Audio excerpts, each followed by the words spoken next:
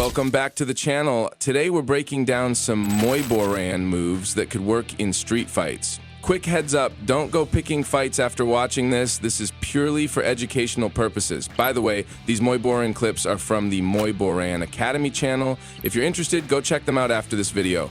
Let's get started. We'll begin by breaking down some Muay Boran finishes and chokes, and then we'll talk about whether they actually work. This move is called the Hermit's Elbow. What makes it different from typical Muay Thai elbows is how it's executed. In Muay Thai, strikes are usually delivered with a single elbow, but in this technique, both elbows are used, one horizontal and one vertical, followed by a right knee to set up a choke. I know this looks cool, but here's the thing. For someone without any Muay Thai or Muay Boran training, landing both elbows effectively in a real fight would be really difficult. Even if you've trained in Muay Thai, you need to practice the Hermit's Elbow properly. If your strike misses or doesn't disorient your opponent, you're left wide open to getting countered. For the average person, generating enough power with both elbows to actually stop an opponent is challenging, and without proper training, there's a good chance you could injure your own elbows.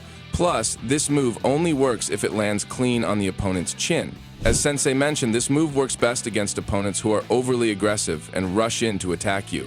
Once they enter your range, that's when you can use this elbow strike, just like you can see in this demonstration video. So it's basically a counter strike. It can work, but only if you know when and how to use it. Finishers and chokes only work when you don't give your opponent any time to react, or when you hit them hard enough to disorient them and get less resistance, allowing you to apply the choke. Otherwise, you need to lock in the choke so quickly that they don't even get a chance to fight back.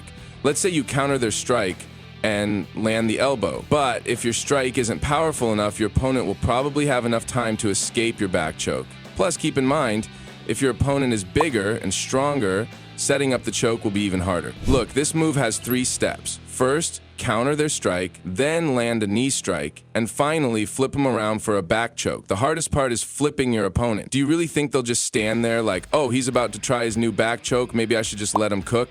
Yeah, that's not happening. So, in real life, this move might not work as smoothly as it looks. In the previous finishers and chokes, you waited for the opponent to make a move, but this time, you're the one taking control. You start by using a punch or kick to stun them, follow up with a spear elbow to leave them vulnerable, and then deliver a knee strike to force them to bend down, making it easier to grab them and lock in the choke. But the real question is, will this actually work? In my opinion, it definitely can if you execute all the techniques correctly. This one feels much more practical compared to the previous move, which seemed a bit too complicated.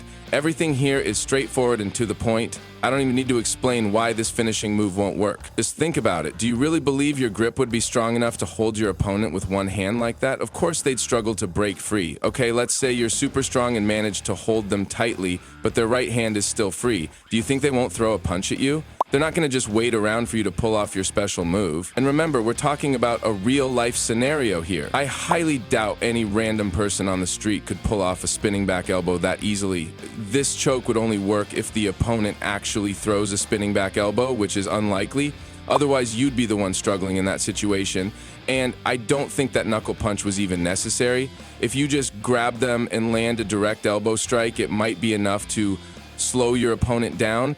So, to be honest, no, this move probably won't work. I'm not even going to talk about that kick before the choke in this finishing move, because if you can't even land the choke from behind, how are you supposed to pull off the kick? At first glance, this takedown looks similar to an Osotogari, but it's not the same. Osotogari, or what we can call the large outer reap, involves getting really close to your opponent from the side, sweeping their leg while bending your knees and forcing their upper body backward. In this technique, you trap your leg, but here, you're sweeping the opponent backward while holding them. If you ask me which one is more practical, I'd definitely go with the Osotogari. Look, in Muay Boran, the moves may look simple, but they're not that easy in reality. Dodging an opponent's jab and then landing a knuckle punch to their head might shock them a bit, but not enough to immediately set up a sweep and bring them down. However, if you manage to position them for a sweep and they're slightly disoriented, it could work. The move also mentions following up the punch with an elbow.